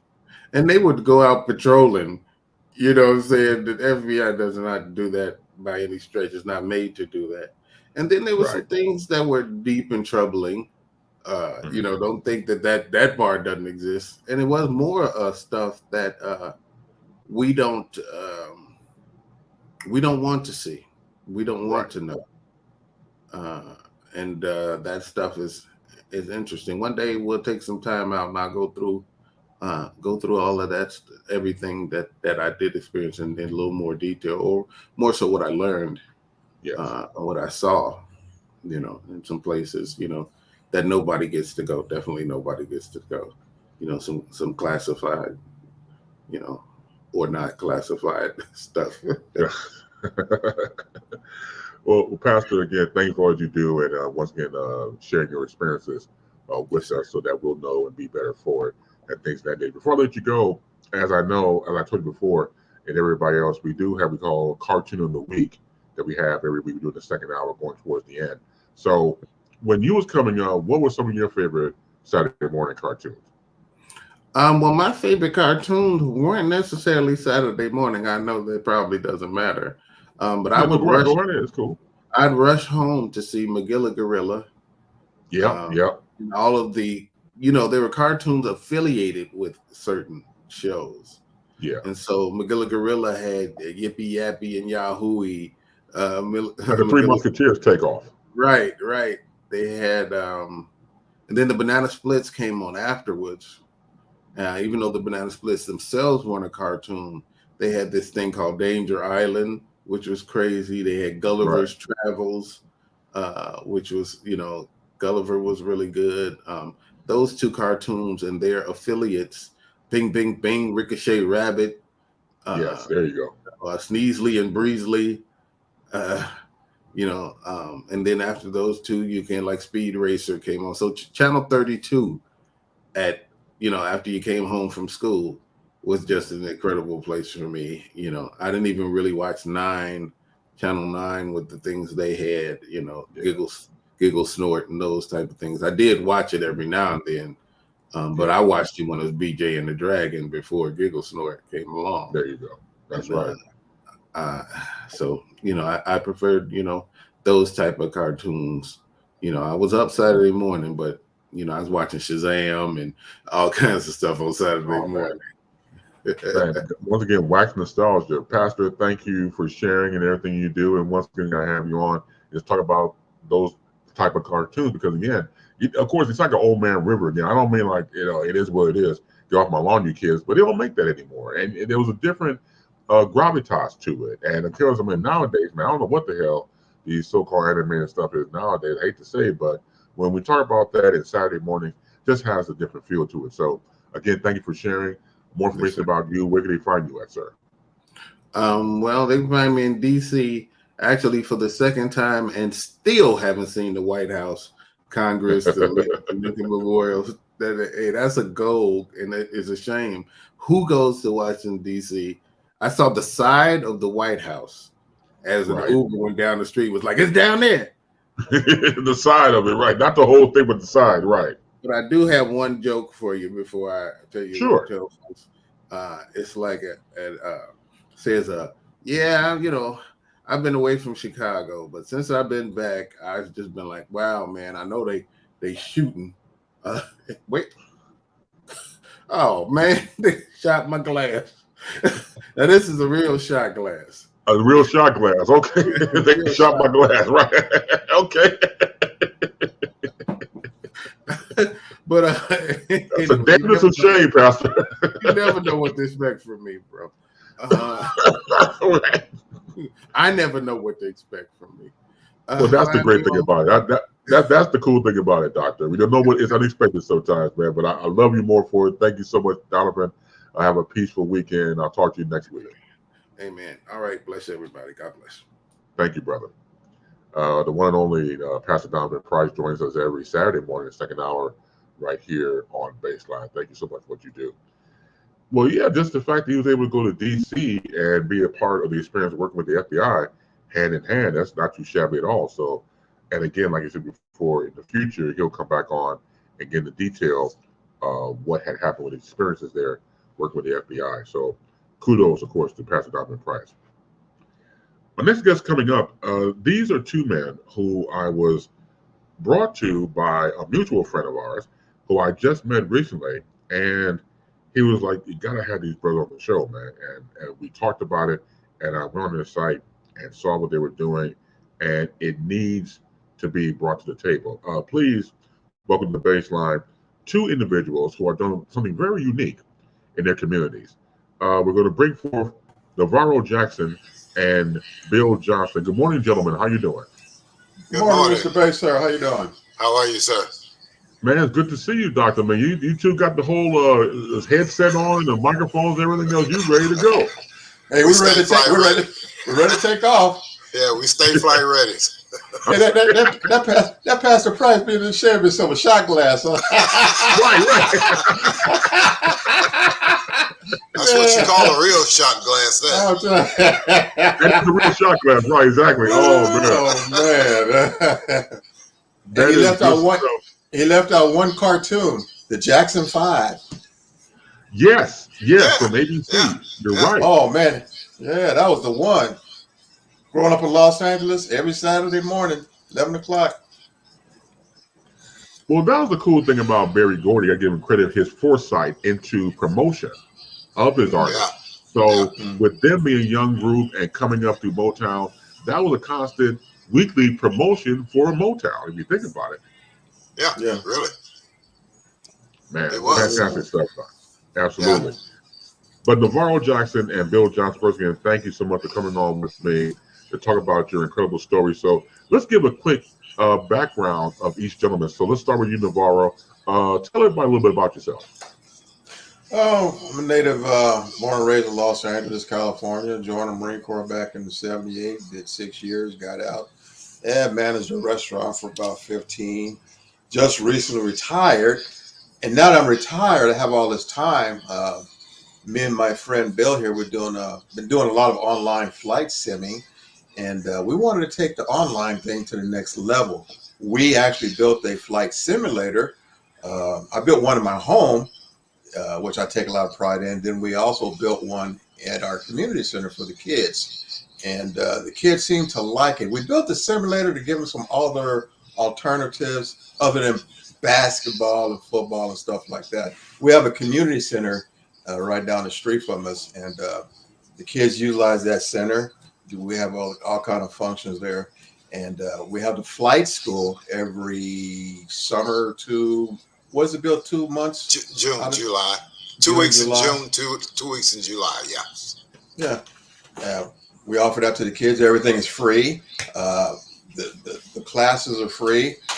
We teach them anything from flight functions, instruments, weather, navigation, landing, takeoff procedures, traffic patterns, basic ATC, which is something Bill just implemented. That's Bill's forte. He loves ATC. He'll tell you about that.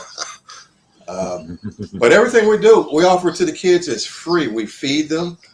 Everything comes out of our pocket. I'm the president of the Neighborhood Watch. We have a building that I oversee, and the county allows us to rent the building out on the weekends, and we rent it to people for birthday parties, baby showers, or whatnot. And all the money that we get from the building goes back into the pot for the community. A good portion of that goes to our flight school. But unfortunately, this past couple of years, due to the COVID pandemic, our rentals have been kind of sluggish. So our funds have kind of been, not so good this year. Well, thank you. And again, being part of, and of course, Navarro is the founder of the Warrington Youth Flight Simulation. Going to Mr. Johnson now, Bill, a little bit about your background. First of all, let me start by, before I get started, by I want to say thank you to my friend Navarro for starting this program. He did an incredible job at putting this thing together, and I'm so proud of him. My name is Bill Johnson. I'm a native of Pensacola, born and raised here. Spent 20 years in the military, flight operations, and came home and worked as a deputy sheriff until retirement in 2013 due to medical reasons. Navarro, I am so impressed at what he has done. When he came to me with this, it was such a great idea until I couldn't believe he had actually put this thing together. And after we got started with it, he just kept adding to it and adding to it, and it just got better and better and better. And it's sort of a thing where we look forward every summer to doing this for these kids. And just to see the smiles on their faces and the interest that they show in being a part of this program, going out and telling their other friends, hey, man, you want to learn to fly. Your kids in there that never even thought of aviation. But once the program is designed to be an introduction to aviation, technically. Once they're introduced to it and we get them, some of them think they just can't learn anything about aviation or could never fly an airplane. We show them that anything is possible if you put your mind to it. So basically, we have another instructor that that works with us, Mr. Skip Giles, who's an actual pilot. Skip is a blessing to us. The man, he's a tremendous individual. He loved kids, and as he said, the program's totally free. We feed the kids lunch. In some cases, if parents are struggling, they can't get their kids to the program, I'll pick them up. We go get them. We do whatever it takes to get these kids off the street, get them in something that's productive. Well, I'll tell you, Bill and Navarro, it warms my heart because I've been doing talk now for 30 years, and a lot of it is a lot of unfortunate gloom and doom, and dare I say death with a lot of stories when it comes to our people. But when you hear things like that, it's so inspiring because, again, the program is free. The Warrington Youth Flight Simulations, you have people who want to do something different outside of, say, playing basketball or football, something like that. Exactly. Another interest in simulation of flying. And just the fact they probably said before, never even thought about it. But like you said before, you provide that atmosphere, that learning curve, to even have break bread. And you said before, they have lunch services that they have there. That's something that's invaluable that they can't get anywhere else. And you said before, it's free. So when you were creating this, going back to Navarro, you was creating this, and again, simulation of flying and using it for the community, for children. When did you know that you were onto something? That's kind of a tough question. I guess it really never, even today, sunk in, really. It's just something I just said it had to be done, I just did it. I'm one of those type of people. When I see a need, I just go for it and do it, And what a great job he done. Yeah. And it's been great. We had, I think we had, what about maybe 13 kids this summer, roughly around there? Yeah. And, going back to that question, it really picked up maybe, I guess, a couple of years ago. We started getting the same kids coming back. When we first started, me and Bill, we had maybe just a handful. No, I take that back because Bill had a daycare center kids that came the first time we did it. That was, how many was that, Bill? We actually started, the year we started, my granddaughter, I think she was about 6, and she was in daycare. We couldn't figure out how we were going to get kids to get kids to come. So I talked to the daycare and I said, hey, we got this program. If you guys need something for the kids to do, let's put them in this program and see how it goes. It's just a sort of a test to see how the program would go. Actually having students there and getting them interested in it. And out of all the classes we've had, that was probably the best class we had, was the first one. And I think it was about 14 of those kids, yeah. We had about 14, 15 kids, and these kids looked forward every day to coming to class. They loved it. And to have 5, 6, we had 6 through 10, I think. Back then, yeah. And to have 6, 7-year-olds answer complicated questions after looking at a video and getting it right. They were bright. And it was impressive. And we didn't even have the simulator back then. We just had desktops. No, we just had desktops. We showed the kids a video of an airplane taking off, 747 on takeoff, lost the cargo. The cargo became unstrapped. We had just talked about aerodynamics, what makes an airplane fly, how the wind goes over the wings and all that good stuff. And we told them what makes lift, how the airplane gets lift, how it maintains lift, how the air flows over the wing, what part of the wing gets the lift, what part of the wing does this, that, and the other. And the airplane took off. Cargo came loose in the airplane. All the cargo went to the back of the airplane, which caused the tails to go down, the nose to go up. The airplane no longer could get lift. And this little girl, we showed them the video, she got up and she explained it verbatim. She said the airplane lost lift. It could no longer fly. So it had no other alternative but to crash. And Navarro and I kind of looked at each other. We was like, this kid actually got this. And we knew then we were on to something here. We knew, we knew at that moment. Yeah. We knew at that moment that what we were doing, we didn't make a mistake. We knew we were on to something, and we just, we've been at it ever since, and we love it. In that first class on to the present, all those classes are on our YouTube page. You can go to Navigator Jack on YouTube, type that in, you'll see the videos, or you can go to our Facebook page, Warrington Youth Flight Simulations, and all the classes are on there from day one, from that particular class that Bill's talking about to the one we just finished up in this year in July. That's incredible. Going back to the story you just talked about with the student, and how old was the student who got the answer right? How old was the student? 6 years old. 6, my God. 6 years old. Man. But they were so attentive. I mean, they were just focused on what we were teaching them, and they took an interest in it.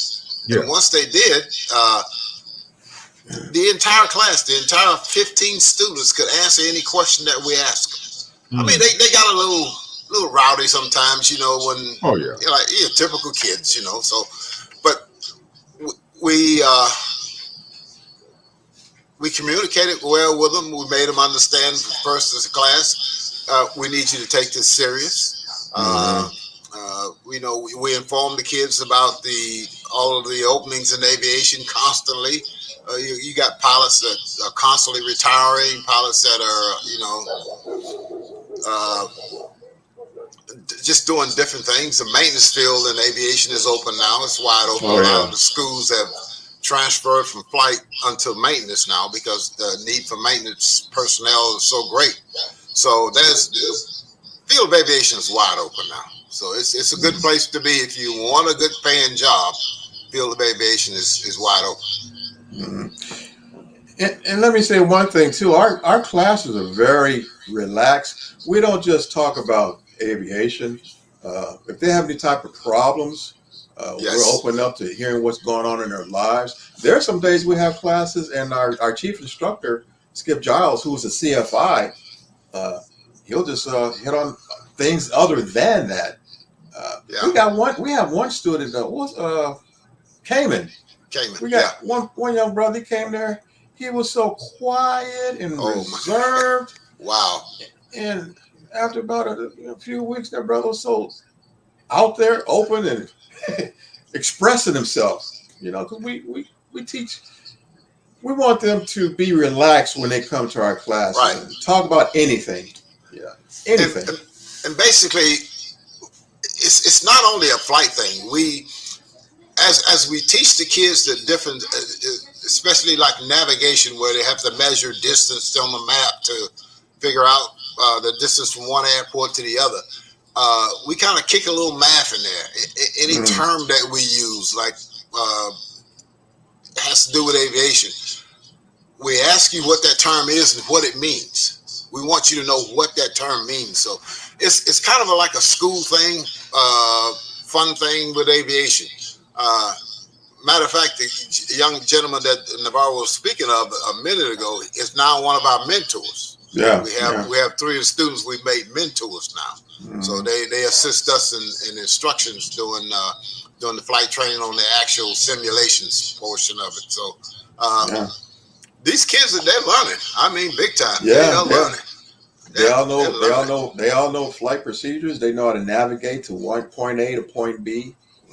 They got it going on. We cover everything that we cover, and we're not in the.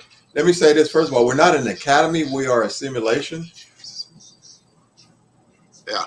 Yeah, I'm sorry. Go ahead. The other thing that impressed me about it is when this year we were able to go to the airport because of the COVID pandemic. We weren't able to do it before, and when they talked to some of the pilots or the airport staff out there, and they were able to ask them questions, and you could see the look on some of those guys' faces. Where did these kids learn this? And it just, I think the whole time we were on tour, I just smiled the whole time because I was proud that we've got 10, 12-year-olds out there talking aviation with real pilots and know what they're talking about. So it was a good feeling. And Man, that's huge. Man, I can't tell you how much joy it brings to us to do this. And we look forward to it every year. Matter of fact, I guess probably around February, March, we start really getting excited about it. And we get together and we dig in it. We have meetings among the staff, right. And we get together and talk about the curriculum for the year, what we want to do, how we want to go, and come June, we set class dates and we're ready to go. Fired up and ready, man. We love it. And as I said at the beginning, unfortunately, this year we ran into a little bit of a financial problem because of our building not being able to utilize it to its fullest capacity. So our funds were kind of limited, and we had to really struggle to feed these kids because we don't want to be in a situation where we have to ask the parents, well, can you donate this and that? We don't want that. I'd rather have the money come out of my own pocket before I do that. So we're actually able to feed them this year, but it's been kind of a struggle. And we also needed a new computer because we run this software. When we first started this thing, we started out with, what was it, FSX build, Flight Simulator 10. Then we implemented, upgraded to Pre-Par 3D. Then we upgraded to X-Plane 11, which was the norm for about maybe a good 8 years. And now that's obsolete. We now are utilizing Flight Simulator 2020. It has photorealistic imagery, meaning it runs off. You get the imagery from a satellite, and what you see on the screen is actually what you see out there is what you're going to see on the screen. You see buildings, cars, everything. Absolutely gorgeous graphics. Yeah. The kids are getting a real look at when they look out of the windows, they see actually what they see in the real world. Because our simulator itself, it has three screens, front window, 2 sides. It has tangible instruments, a radio stack, a multi-switch, pedals yoke. We're running a G1000 for navigation, and we're running a G750. Those are 2 navigational instruments that we use to get from point A to point B. And they're realistic only they're simulated, but they're real. The kids can actually touch the knobs and put in the right frequencies, radio frequencies, and so on. And we to the simulator, Navarro's also added a program that's called Pilot to ATC, where you can actually talk to ATC while you're flying, and it answers you. It's all computer generated, but it works well, and the kids enjoy it. I enjoy it. Yeah. We enjoy it. I enjoy it too. We kind of like it too. Right. Well, gentlemen, let me say this. This is more than impressive, and I commend the both of you for doing what you do, because again, as we watch our local newscasts, there's always somebody getting shot and killed, or something like that when it comes to our youth, when it comes to people of color. But this is great. Two gentlemen coming out of Pentecostal, Florida, to continue the work you do is, I say, a form of ministry. If you think about it, when you think about it is definitely to bring forth children. He said before about the 6-year-old who's able to adapt, because again, it's interesting to mold young minds who are able to touch the knobs and be a part of something that they can literally change their lives. So I commend the both of you for doing that for our children, because it's definitely needed. Appreciate you. Yeah. Absolutely. If anybody looking to help, if you want to assist us in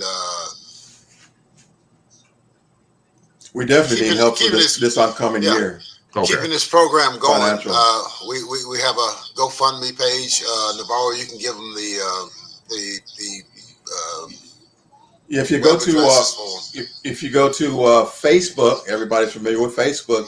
You type in Warrington Youth Flight Simulations. We have a GoFundMe page on there, and we have a GoFundMe page on YouTube. If you go to YouTube and type in Navigator Jack, that's NAVIGATOR Jack, Navigator Jack. Then you click on Community, and you see our GoFundMe page there as well. I'm being honest, we are in kind of dire straits for help, because we got to get a better computer. The computer that's running our simulator now, it runs it, but graphically it's just not quite there. That's our main focus, that computer. Then we can also use money to feed the kids, because like I said, this year already our building is not really up to snuff as far as rentals, and that's where our primary resources come from. Go ahead. I may be wrong in saying this, but some people have asked, why don't you guys request funds and this, that, and the other? The reason we're careful about what we do is the way this program is run successfuli by us. Us three. We don't need bureaucrats getting in here trying to tell us how to do things. Okay. We're not looking to fix something that's not broke. So we're to the point where we have been taking funds out of our pockets, because we love these kids enough to care enough for them that we're willing to do that. And these are kids we don't even know, So we know that they're kids. We know that we don't want to see them shot. We don't want to see them in a hospital. We don't want to see them hurt. We want to keep them off the street doing something productive in life, learning something. So we come to your show today just to ask that if you want us to continue helping kids as we have been doing, we ask that you please help us. Go to the GoFundMe page and donate. Everything we do, it's accounted for. So if anytime you want to know anything about what we do, just ask, and we'll let you know. Like we tell the parents when they come bring their kids. Anytime you want to walk into this classroom, you don't need an invitation. You just walk in.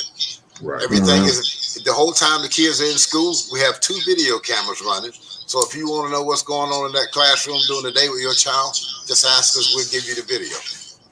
Well, and we have the parent side of consent form, let them know that we put this stuff online, which I have no problem with. And the kids love watching their videos online, because they get to watch correction mistakes or whatever. Yeah, they see themselves, and they can start their own pages, obviously, and get content and get people to come to their pages, no matter how old you are. And going back to what you said, Bill, earlier, what you said was okay. Look, as I always told, old people always told me, all money ain't good money. So you got to Yeah, be careful of the yeah, money that comes into your plate because they want to That's right. control and put their That's hands right. in it, and Oh that's the yeah. last thing you need. You don't need Yep. that. So Yeah, we we're we free. We're free. yeah, we absolutely. we are very protective of these kids. Believe me, Yes, I they can tell. understand that once they get to the school, they're not to leave that ground. And when they're out on breaks, out on the playground in that area, there's one of us watching them. It's three of us, but one of us are watching them the whole time they're out there because Absolutely. their safety is is the utmost important to us. That they're safe and Yeah. secure away from their parents. So, yeah, we take the precautions to make sure everything is done the way it should be done.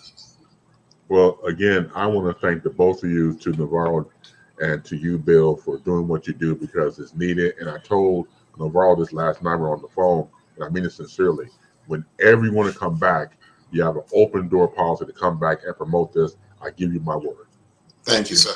Thank you, sir. Appreciate you. Appreciate you. You have a good Saturday. And thank you so much. You take care. You too. Yes, sir. You too. Peace.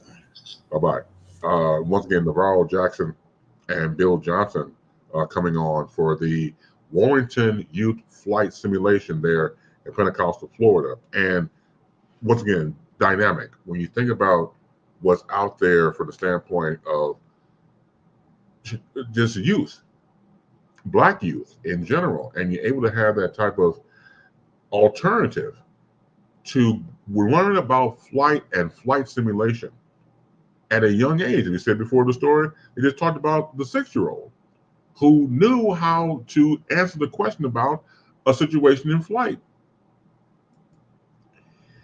Uh, Amazing, just amazing. So yeah, here at BaseLine, I'm going to make sure that we continue to support them and get the message out there because they need it.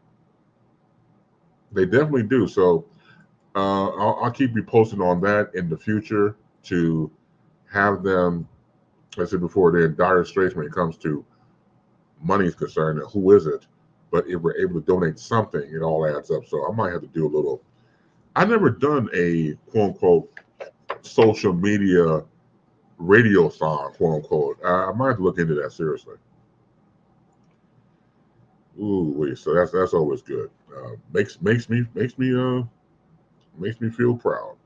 I'm proud of them. I never even met these students, so that's always a good thing. Once again, my thanks to Navarro Jackson and Bill Johnson for being on here from the Warrington. Was it the one of sure one got it right here? The Warrington Youth Flight Simulations in Pentecostal, Florida.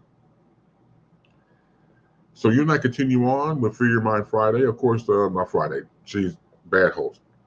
Saturday. I gotta get used to it. My ass is up here early in the morning. So yeah, Free Your Mind Saturday. As you continue on to support, call in. And I know Lisa said the call-in number wasn't working. Maybe it works now. I don't know. We'll see. We'll take a chance on that. Go do that. Or comment in the comment section there. You continue on. Or you can, of course, do the best you can. And I know you do your best to subscribe, like, and share to this YouTube channel. As we said, we're building something here. And I need you to help build it with me, to take this ride along with me. Make sure you subscribe, like, and share this YouTube channel. I need it. I can feel it. And of course, on the IG, I am the base. And catch me there as well. And so I was talking about Kirk Franklin, and going back to the comments to the story I was reading. The cameras were following him during this time, and what the cameras ended up capturing was an intense emotional journey the star went on after suddenly learning who his real biological father was. He also saw an opportunity to reconnect with his strange eldest son, Kirion, 35, who he hadn't seen in a decade. Franklin has compiled the footage of these events into a short documentary streaming September 15th on his YouTube channel ahead of the October 6th release of his new album. Both projects are aptly titled Father's Day. So that was yesterday when it came out for streaming services. Once again, go to Kirk Franklin's YouTube channel to check out all that content about his son and his biological father. So let's see here.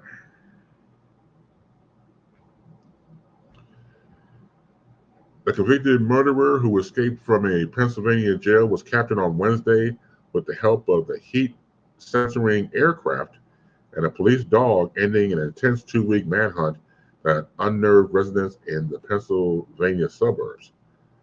Tactical teams surrounded the fugitive Danilo Cavalcante about 8 a.m. in a rural area about 30 miles west of Philadelphia.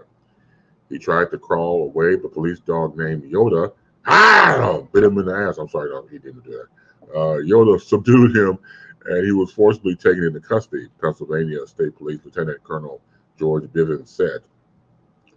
Cavalcante was armed with the rifle he had stolen from a garage. Bivens said no shots were fired during the fugitive's capture. Cavalcante broke out of the Chester County prison 2 weeks ago by climbing between two walls that formed a narrow corridor in the jailhouse yard and scrambling onto the roof, according to police.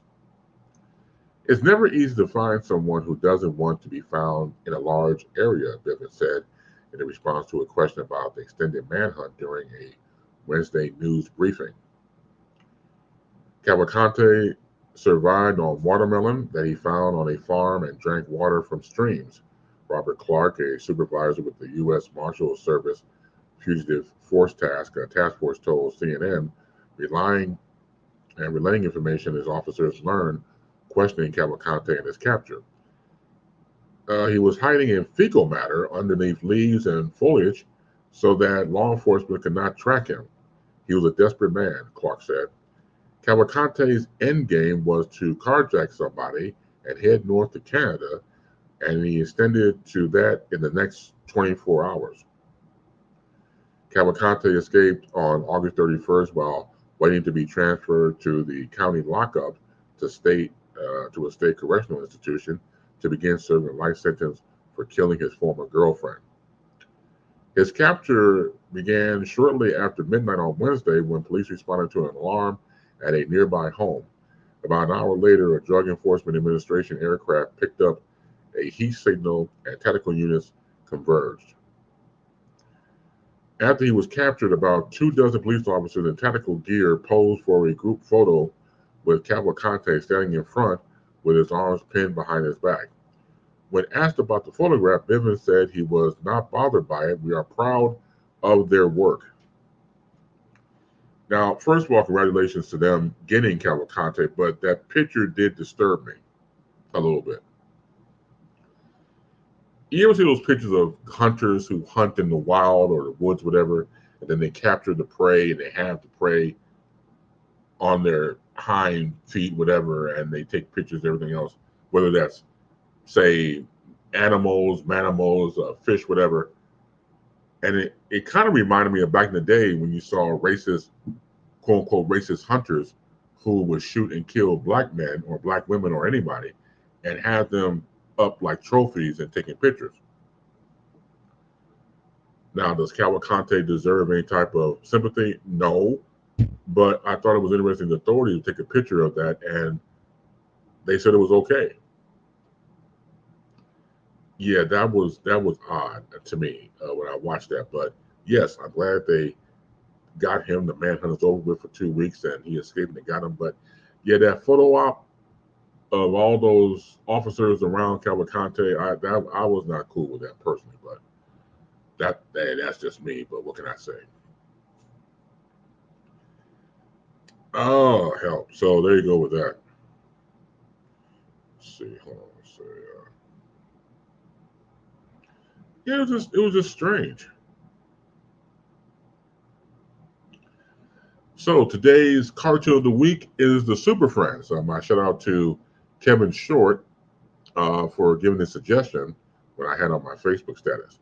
Super Friends, the American or non-American, depending on your lens, animated television series about a super team of superheroes ran from 1973 to 1985 on ABC as part of a Saturday morning cartoon lineup. It was produced by Hanna-Barbera and was based on the Justice League of America and associated with comic book characters published by DC. Now, I have to say that was one of my favorites coming up watching Super Friends. And once again, this is the version that we have then, not now. So of course you had Superman, Batman, Robin, Aquaman, Wonder Woman, and then they had those freaky teenagers, Wendy, Mel, and Wonder Dog, whatever. So I guess that's going to be the kids element, so you can relate to the kids. They kind of gave me the willies. I really didn't care for them, but what can I say watching it as a kid? So the introduction, when you heard the voice of Ted Cassidy, of course, Ted Cassidy known for being on the Mary Tyler Moore show, and then having his own show, Too Close for Comfort on ABC, was the announcer. To right that which is wrong and to serve all mankind. And that was Ted Cassidy back in the day. So as a kid watching it, yeah, that was one of the ones I look forward to. Aquaman was crap. I didn't really care for Aquaman. I didn't. It just didn't. Don't get me wrong. The opening was cool when he would have that serious face and those brain waves came out on the scene. He's riding the seahorse and they're all at his command of being the king of the sea and everything else. I mean, that was cool, but overall it didn't do anything.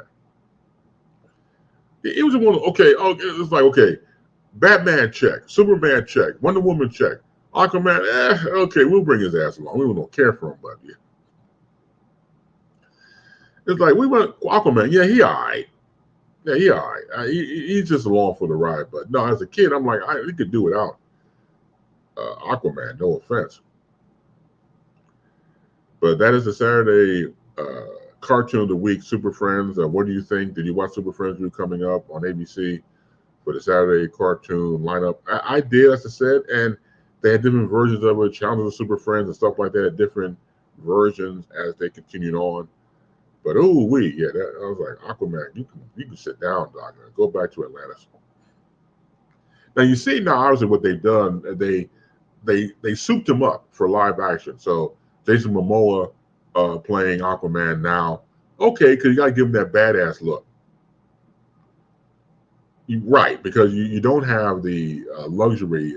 I mean, you could give him the white blonde crew cut look, but the Jason Momoa look seems to be more badass than anything else. So they just happen to work. Oh man. So once again, thank you, Kevin Short, for your suggestion on that. If you want to give a suggestion for a cartoon of the week and reminisce about that, you always go to, say, IG at I Am the Base and put in your vote for a cartoon of the week. Or you can catch me on Facebook and then do that way. Go to Facebook Messenger and then do it that way as well. So there's no excuse if you're not to contact me. I'm easy to find. Again, as we wrap it up, my thanks to Navarro Jackson and Bill Johnson of the Warrington Youth Flight Simulations there in Pentecostal, Florida. Thank you so much for joining me. As always, thank you, Pastor Price, for every Saturday in the second hour. And also shout out to Mark Sims, who joined me in the first hour. Thank you so much. And thank you out there for taking time out of your Saturday for me to be a part of. As I keep saying, we're growing something here, trying to make something unique, and I need you to do that. So again, you see on the bottom of the screen before we part company, make sure you like this page, this YouTube channel. Make sure you subscribe, make sure you like, and make sure you share. Once again, I don't ask for much, but I can't do it without you.